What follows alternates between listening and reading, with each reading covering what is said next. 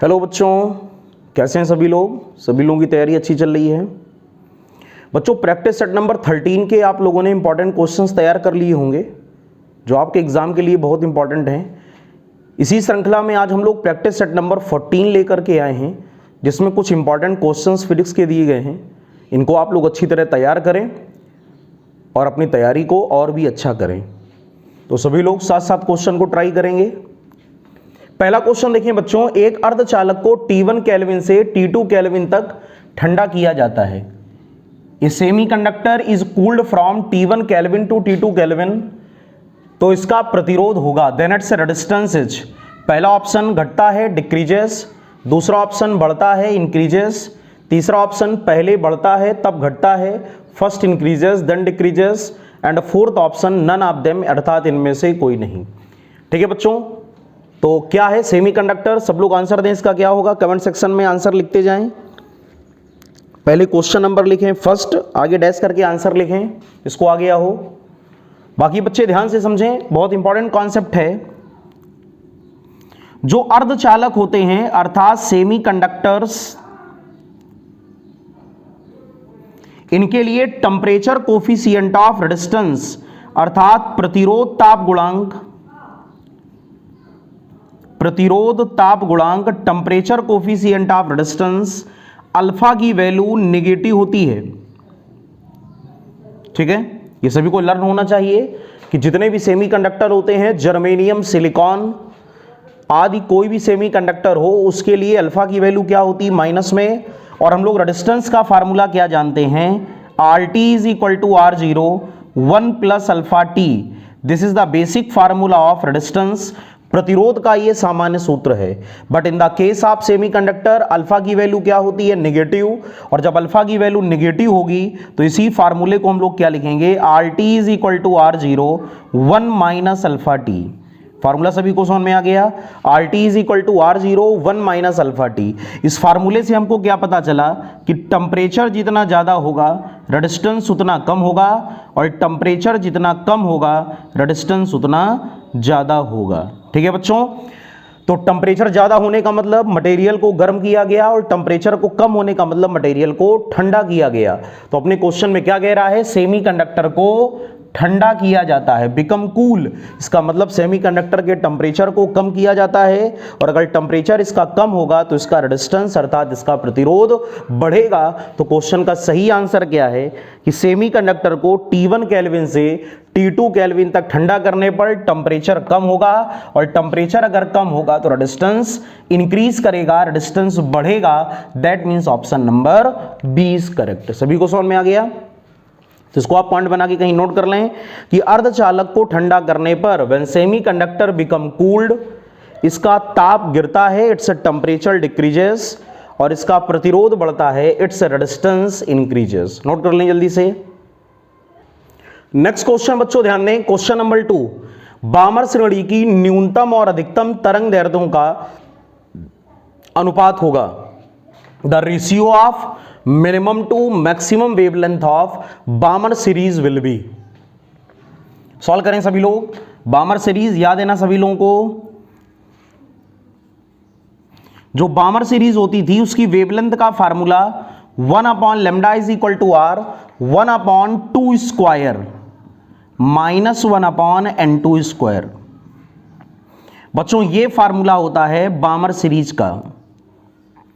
ठीक है, यहां पर N2 को हम लोग बोलते हैं प्रिंसिपल क्वांटम नंबर, और N2 की वैल्यू स्टार्टिंग होती है 3 4 5 up to dash dash infinite. सभी लोग क्वेश्चन को करते रहें, जिनका आंसर आ जाए वो कमेंट सेक्शन में जरूर लिखें। बहुत इंपॉर्टेंट क्वेश्चन है, एग्जाम में इस प्रकार के क्वेश्चन पूछा जाता है। अब आपसे उसने पूछा है minimum to maximum wavelength, minimum to maximum wavelength.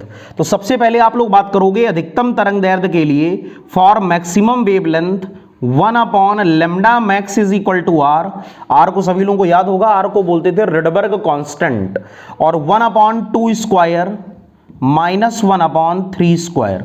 अगर आप N2 की जगह 3 की वैल्यू को पुट कर दोगे तो वेवलेंथ सबसे मैक्सिमम होगी, तो 1 अपॉन लेमडा मैक्स। इसको आप लोग सॉल्व करोगे तो ये आएगा 5R/36। ठीक बच्चों, यहां से अभी आप इसको देखोगे तो पहले तो ये आएगा पूरी वैल्यू एक साथ मैं लिख देता हूं, lambda max is equal to 36/5R। Clear हो गया सभी लोगों को? यहां से आप एलसीएम ले लेंगे, 1/4 माइनस 1/9, इसको सिंप्लीफाई करेंगे तो पहले आएगा 5R/36, so lambda max is equal to 36/5R। इसी प्रकार अगर मिनिमम वेवलेंथ की आप बात करोगे तो न्यूनतम तरंग दैर्ध्य के लिए N2 की वैल्यू बेटा इनफाइनाइट होगी, 1/λ minimum is equal to R, 1/2 square minus 1/इनफाइनाइट स्क्वायर। और जब आप इसको सॉल्व करेंगे तो ये रिजल्ट आएगा lambda minimum is equal to 4/R। अब क्वेश्चन में आपसे उसने क्या पूछा है? क्वेश्चन में आपसे उसने पूछा है lambda minimum upon lambda maximum, तो आप लोग दोनों को डिवाइड कर देंगे, lambda minimum upon lambda max. ठीक बेटा, लेमडा मिनिमम की वैल्यू कितनी है? 4/R, और लेमडा मैक्स की वैल्यू क्या है? 5R/36। R से R कैंसिल और 4 से 36, सो आंसर विल बी 5/9।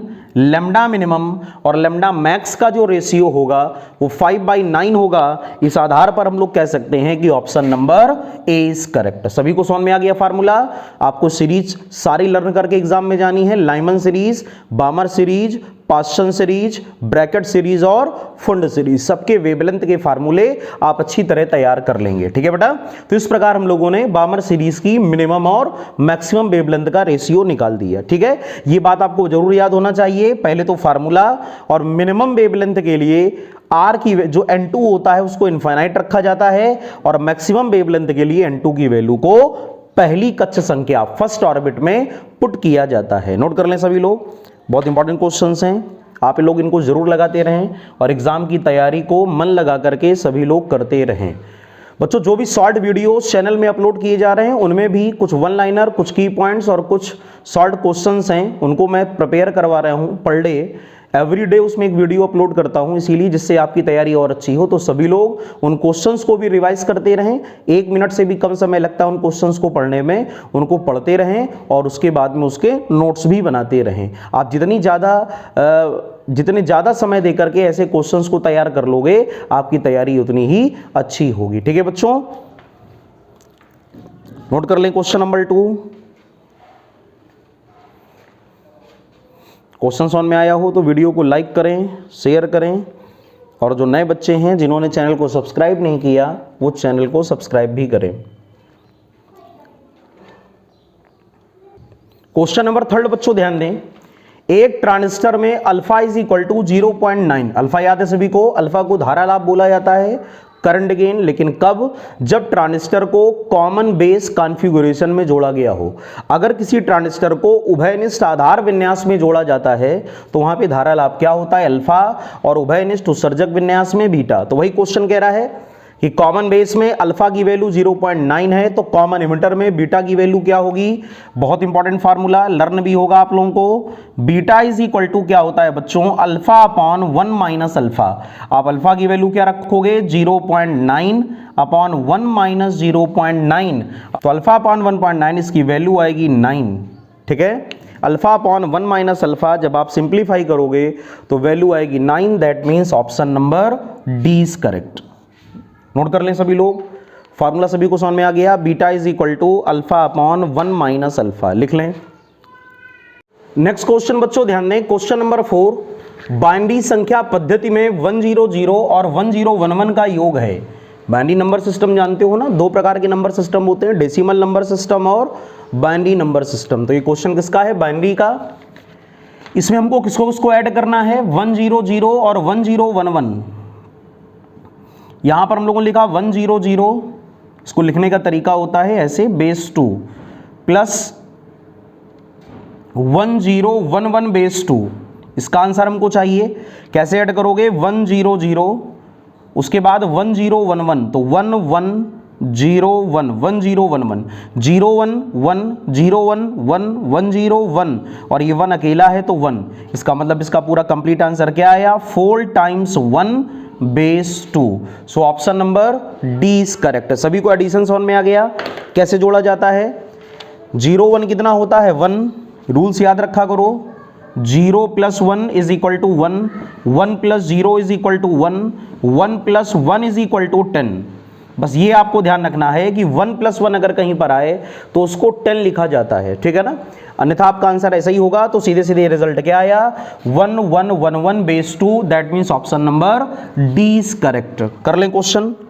इस प्रकार का एडिशन का क्वेश्चन भी आपको आना चाहिए कि अगर हमको बाइनरी नंबर सिस्टम को जोड़ना हो तो हम लोग किस प्रकार इसको ऐड करेंगे। नोट कर लें जल्दी से। नेक्स्ट क्वेश्चन बच्चों ध्यान दें, क्वेश्चन नंबर 5, बूलियन बीजगणित में a बार का मान होगा। In the Boolean algebra the value of a bar will be. कैसे सॉल्व करोगे क्वेश्चन को? सबसे पहले हम लोगों ने अपनी तरफ से लेट किया कि लेट a = 1, और जब a = 1 तो a बार = क्या होगा 0।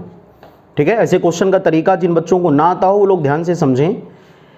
यहां पर a और जो a बार है, यहां पर a को बोला जाता है इनपुट यानी निवेशी। किसी भी लॉजिक सिग्नल में जो इनपुट होता है वो a होता है। तो a = 1, therefore a bar = 0।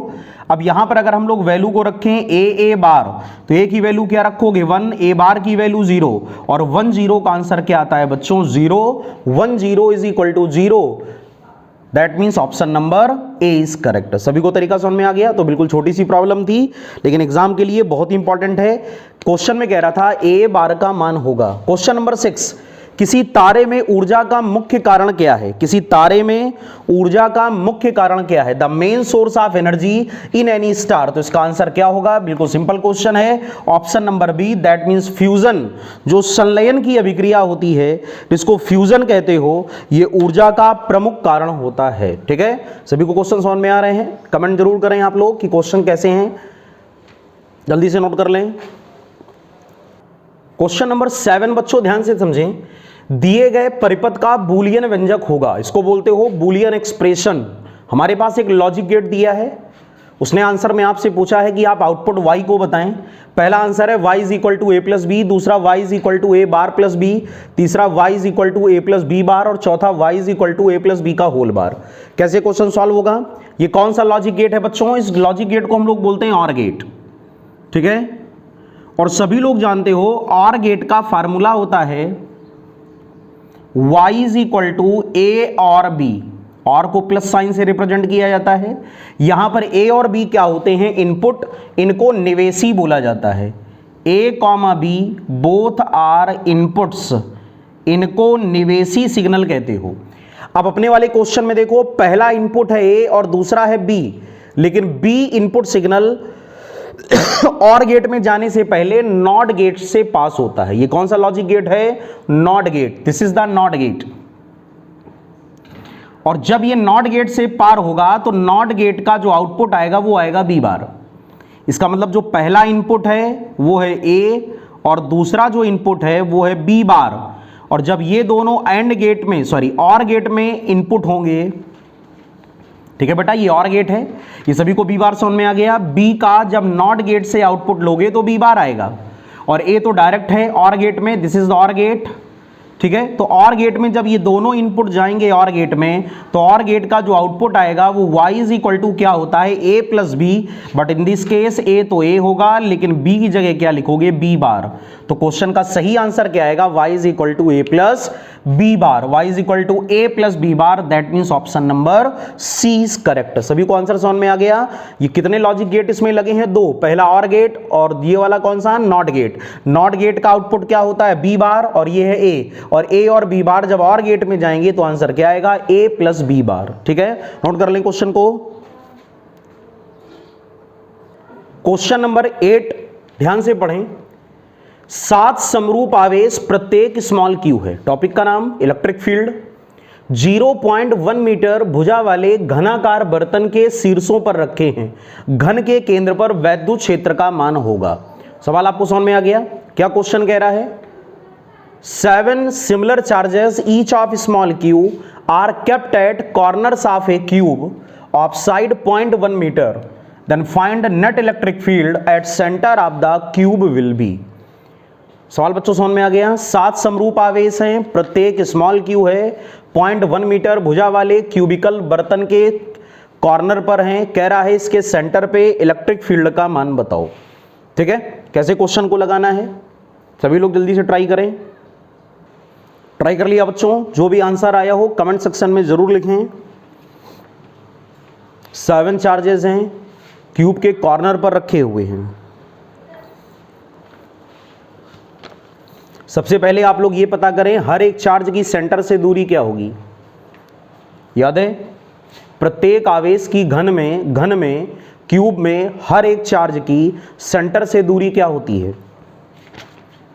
R is equal to a√3/2। इसको तो बिल्कुल आप लर्न ही कर लो, ये आपको याद होना चाहिए। ये जो दूरी होती है, ठीक, हर एक चार्ज की जो दूरी है सेंटर से, वो R इज इक्वल टू होती है a√3/2। a आपको दिया है 0.1 मीटर। बहुत जल्दी सवाल लग जाएगा, अगर आपकी प्रैक्टिस है तो आप सवाल जल्दी लगा ले जाओगे, अगर कुछ नहीं आता है तो फुर्सत में बैठे रहोगे। a की वैल्यू रख दो 0.1, कितना आएगा ये? 0.05√3। R आ गया। R क्यों निकाला जानते हो ना, इलेक्ट्रिक फील्ड का फार्मूला क्या होता है? E is equal to 9 × 10⁹ Q/r²। Electric field का फार्मूला होता है 9 × 10⁹ Q/r²। इसलिए हम लोगों ने R निकाल लिया, हर एक चार्ज की दूरी हो गई। अच्छा, अब ये पता लगाओ, देखो बेटा कितने चार्ज हैं? 7 चार्जेस हैं। 7 चार्जेस में से जो आवेशों के 3 जोड़े हैं, यानी 6 चार्जेस, एक पेयर में 2 चार्ज। देखो जैसे ये वाला जो चार्ज है उसका इलेक्ट्रिक फील्ड यहां होगा आउटवर्ड बाहर की तरफ, तो ये वाला जो चार्ज है उसका इलेक्ट्रिक फील्ड इधर बाहर की तरफ होगा, तो ये एक दूसरे के इलेक्ट्रिक फील्ड को क्या कर देंगे? कैंसल। मेरी बात आपको समझ में आई? जैसे कमरा होता है, रूम होता है, वो क्यूब ही तो होता है, घन, है ना? तो यहां पर जो इलेक्ट्रिक फील्ड है वो दो चार्जेस के पेयर में एक दूसरे को कैंसिल कर देंगे, ठीक है? तो यहां पर जो इलेक्ट्रिक फील्ड होगा वो केवल एक सिंगल चार्ज का बचेगा बेटा। बात आपको समझ में आई? जो 6 आवेश हैं वो परस्पर एक दूसरे के वैद्युत क्षेत्र को निरस्त कर देंगे। ये जो कॉर्नर का है, ठीक, वो अपोजिट कॉर्नर वाले इलेक्ट्रिक फील्ड को कैंसिल कर देगा। ये जो है वो अपोजिट चार्ज वाले चार्ज के इलेक्ट्रिक फील्ड को कैंसिल कर देगा। ये इस वाले चार्ज के इलेक्ट्रिक फील्ड को कैंसिल कर देगा। तो एक ही चार्ज तो बचेगा जिसका इलेक्ट्रिक फील्ड हम लोग काउंट कर सकते हैं। ये बात आपको समझ में आ गई? 7 में से 6 आवेश पेयर बना लेंगे और ये एक दूसरे के इलेक्ट्रिक फील्ड को कैंसिल कर देंगे, केवल एक ही चार्ज का इलेक्ट्रिक फील्ड होगा। तो यहां पर आप ध्यान रखना, अब आपको फार्मूला केवल क्या लगाना है? E net is equal to एक आवेश से उत्पन्न वैद्युत क्षेत्र। बस इतना आपको पता होना चाहिए, ठीक? तो 7 में से 6 आवेश कहां गए आपको समझ में आ गया? जो 6 चार्जेस हैं उन्होंने 3 जोड़े बना करके एक दूसरे के इलेक्ट्रिक फील्ड को कैंसिल कर दिया। चूंकि इलेक्ट्रिक फील्ड कैसी क्वांटिटी है? वेक्टर, उसमें डायरेक्शन होती है और सारे चार्जेस सिमिलर हैं, तो डायरेक्शन क्या होगी? Away from charge. क्या होगी? Away from charge. क्लियर? तो यहां पर ऐसे करके एक दूसरे के इलेक्ट्रिक फील्ड को कैंसिल कर देंगे। E1 E2 E3 E4 E5 E6, तो केवल एक ही चार्ज का इलेक्ट्रिक फील्ड यहां पर बचेगा। Therefore E net is equal to 9 × 10⁹ Q/r², और R की वैल्यू क्या आई है? 0.05√3 का होल ऑफ स्क्वायर। समझ में आ गया बच्चों? सॉल्व कर लेना इसको आप लोग। इसका रिजल्ट आएगा 1.2 × 10⁻12 Q न्यूटन पर कूलम। आंसर Q के टर्म में आएगा, चूंकि ये तो Q है। इसका स्क्वायर कर लोगे, √3 का स्क्वायर 3 आएगा। सॉल्व कर लेना, आंसर आएगा ऑप्शन नंबर 20 करेक्ट। बहुत अच्छा क्वेश्चन था। देखने में लगता है कि क्वेश्चन जैसे टफ होगा, लेकिन बिल्कुल भी टफ नहीं है। ऐसे अच्छे क्वेश्चंस की तैयारी जब आप करोगे तभी एग्जाम में आप सक्सेस होगे, ठीक है बेटा? अच्छे क्वेश्चंस आने चाहिए, वन लाइनर भी आनी चाहिए और इस प्रकार के अच्छी प्रॉब्लम्स भी आपको आनी चाहिए। नोट कर लें जल्दी सभी लोग। जिन्होंने चैनल को सब्सक्राइब नहीं किया है सब्सक्राइब भी करें, जिससे आगे आने वाले आपको इंपॉर्टेंट वीडियोस सारे मिलते जाएंगे।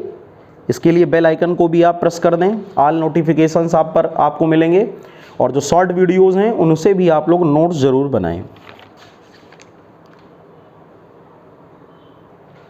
एक और अच्छा सवाल बहुत लॉजिस्टिक क्वेश्चंस जो पेपर में पूछे जाने पर ऐसा लगता है जैसे एग्जाम में पेपर हार्ड बन गया, लेकिन ऐसा है नहीं। पढ़ें क्वेश्चन को, क्या कह रहा है। एक बर्तन जिसकी गहराई 2D सेंटीमीटर है, ये आधी गहराई तक म्यू1 अपवर्तनांक के द्रव से भरा है। अपवर्तनांक का मतलब रिफ्रैक्टिव इंडेक्स, इंग्लिश मीडियम जो स्टूडेंट्स हैं वो भी समझते रहें।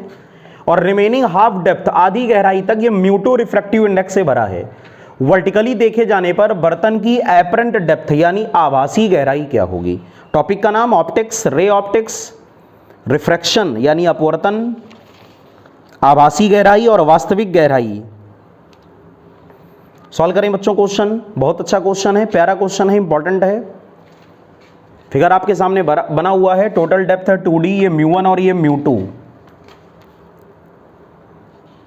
फार्मूला क्या होता है, आभासी गहराई मतलब apparent depth is equal to वास्तविक गहराई अर्थात रियल डेप्थ और अपॉन म्यू। ये बहुत इंपॉर्टेंट फार्मूला है बेटा, इसको आप लोग लर्न कर लो, इस पर सवाल पेपर में आते हैं। आभासी गहराई बराबर वास्तविक गहराई बटे म्यू, वास्तविक गहराई बटे म्यू। तो बताओ आभासी गहराई कैसे निकलेगी, इज इक्वल टू ये आधी गहराई कितनी होगी d, और ये भी आधी गहराई कितनी d, ठीक है। तो यहां पर आप क्या लिखोगे, इसके लिए अगर आप आभासी गहराई निकालोगे तो वास्तविक गहराई है d, अपवर्तनांक है म्यू1, तो क्या लिखोगे d बाई म्यू या म्यू1, और दूसरे के लिए आप क्या लिखोगे d बाई म्यू2। पूरे से क्या कॉमन है d, 1 अपॉन म्यू1 प्लस 1 अपॉन म्यू2। ये फार्मूला सभी को समझ में आया। जो आभासी गहराई है, जो एपरेंट डेप्थ है, उसको जब निकालोगे तो फार्मूला क्या होता है, वास्तविक गहराई means real depth upon mu. तो पहले वाले केस में रियल डेप्थ कितनी है बोलो, d बाई म्यू1, और दूसरे में d बाई म्यू2। बस इसका मतलब आपको डायरेक्ट उसने यही आंसर दिया होगा, option number C is correct. सभी को समझ में आ गया। बहुत इंपॉर्टेंट क्वेश्चन है, फार्मूला बड़ा इंपॉर्टेंट है, जल्दी से नोट करें और क्वेश्चन को दोबारा फिर से एक बार अपने आप लगाएं। बच्चों कमेंट करके जरूर बताएं कि सारे क्वेश्चंस आपको कैसे लग रहे हैं, तैयारी आपकी कैसी चल रही है, सारे क्वेश्चंस आप लोग प्रिपेयर कर रहे हो कि नहीं कर रहे हो, और ये प्रैक्टिस सीरीज लगवाने से आपको बेनिफिट समझ में आ रहा है कि नहीं आ रहा है। नोट कर लें क्वेश्चन को, एक एक क्वेश्चन को आप ये समझ के तैयार किया करो, अगर एग्जाम में ये क्वेश्चन आ गया या इस प्रकार का कोई क्वेश्चन आया तो मुझसे गलत नहीं होना चाहिए। जो बच्चे अपने ऐसे माइंडसेट को लेके चलते हैं उन्हीं का पेपर अच्छा होता है, ठीक है। और जो लापरवाही करते हैं, बहानेबाजी करते हैं, उनका पेपर अच्छा नहीं होता। इसलिए आप लोग हर क्वेश्चन को ध्यान से समझा करें। क्वेश्चन नंबर 10 ध्यान से पढ़ें बेटा। एक खिलाड़ी 40 सेकंड में r त्रिज्या के वृत्तीय मार्ग का एक पूरा चक्कर लगाता है, तो 2 मिनट 30 सेकंड के अंत में इसका विस्थापन होगा, ठीक है ना। टॉपिक का नाम मोशन इन वन डायमेंशन। आपको डिस्प्लेसमेंट फाइंड आउट करना है। कितने सेकंड में पूरा एक चक्कर लगाता है, 40 सेकंड में। एक चक्कर लगाने में लगा समय, इसका आंसर आ गया हो कमेंट सेक्शन में लिखे वो, इज इक्वल टू 40 सेकेंड। फिर कुल जर्नी कितने सेकंड में हुई, 2 मिनट 30 सेकंड। 2 मिनट 30 सेकंड को सेकंड में बदलो, 2 मिनट को लिखोगे 2 इंटू 60, 120 सेकंड, और 30 सेकंड और जोड़ना है तो प्लस का 30, तो ये हो गया 150 सेकंड, ठीक है बेटा। इसका मतलब ये हुआ कि अगर वो 40 सेकंड में पूरा एक चक्कर लगाता है, ए से खिलाड़ी ने दौड़ना प्रारंभ किया और 40 सेकंड में वो वापस ए पर आ गया, तो 120 सेकंड में वो कितने चक्कर पूरे करेगा। पहले आप 150 ना देखो, पहले आप 120 देखो। 40 सेकंड में जब एक चक्कर, तो 120 सेकंड में 3 चक्कर पूरे हुए। बताओ 40 सेकंड में जब एक चक्कर, तो 120 सेकंड में 40 का भाग 120 में दो, तो 3 चक्कर पूरे हुए, पूरे कंप्लीट, और 30 सेकंड और बचा। क्यों बेटा, 30 सेकंड का मतलब क्या हुआ, देखो ए से डी तक 10 सेकंड, डी से सी तक 10 सेकंड, सी से बी तक 10 सेकंड और बी से ए तक 10 सेकंड, टोटल 40 सेकंड हो गया। तो 30 सेकंड का मतलब वो कहां पर रह गया, डी पे। यानी ए से चला 1 2 3 और यहां पे आ गया। समझ में आ गया आपको कैसे मैंने एनालिसिस करी। 120 सेकंड में 3 चक्कर पूरे, ठीक। तो ए से ए 1, फिर 2, फिर 3 यहां पे आ गया और 30 सेकंड में डी तक, यानी 1/4 चक्कर।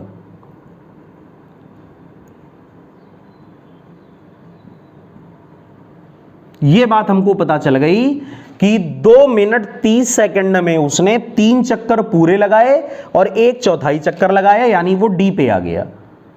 यानी उसने यात्रा प्रारंभ कहां से की, ए से, और रुका कहां, डी पर। 1 2 3 और डी, ठीक। इसका मतलब विस्थापन होगा ए से डी, तो हमको ये डिस्प्लेसमेंट निकालना है। तो बताओ, अगर इसकी रेडियस को आर माने तो ये भी तो आर होगा। ये सेंटर है सी, दिस इज आर, तो ये कितना हुआ बच्चों, पाइथागोरस से r√2।